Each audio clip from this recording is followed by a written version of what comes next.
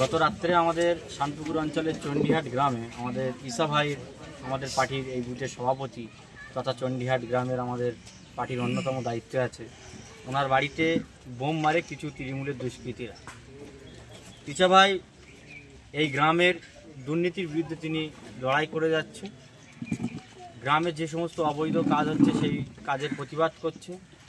বিভিন্ন জায়গায় দুর্নীতি হচ্ছে, যেমন জলখাত থেকে শুরু করে বা অন্যান্য কাজে মানুষের সঠিক দাম বা সঠিক পাওনা তাদেরকে এই এলাকার তৃণমূলরা তারা বঞ্চিত করছিলেন। তিনি মানুষের হয়ে লড়াই করে যাচ্ছেন এবং পার্টির হয়ে এই গ্রামের যথেষ্ট তিনি কাজ করে যাচ্ছে। তাই গত রাত্রে ওনার বাড়িতে তৃণমূলের দুষ্কৃতীরা বোম মেরে তাকে জমানোর চেষ্টা করেছিল এবং প্রাণে মারার চেষ্টা করেছিল।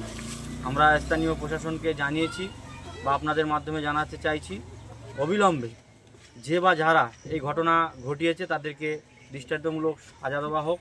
কারণ ইচাবার পরিবারে শুধু ইচাবাই নেই, ওনার পরিবারে ওনার স্ত্রীতে শুরু করে ওনার মা এবং দুটো বাচ্চাও ওনার পরিবারে আছে। ঠিক রাতের বেলা এই রকম একটা বাড়ি নির্জন রাত্রে পাড়ায় যখন সবাই ঘুমিয়ে থাকে, সেই সময় এই এলাকা অশান্তি করার চেষ্টা করছে এলাকার তৃণমূলের বেশ কিছু দুষ্কৃতীরা। আইএসএফ করার কারণে কি বোমা মারা হয়েছে? এবং একমাত্র আইএসএফই উনি করে।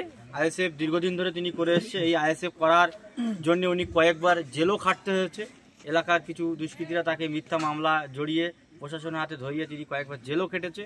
তারপরেও তিনি মানুষের হয়ে, আইএসএফের হয়ে, গ্রামের স্বার্থে, মানুষের স্বার্থে তিনি লড়াই করে যাচ্ছে। তাই ওনাকে চাপানোর জন্যই এই ঘটনা ঘটিয়েছে। তো ভোট নেই, তারপরে কেন এত হিংসা অশান্তি? ভাঙড়ে বারবার করেছিলেন, কেন উঠে আসে?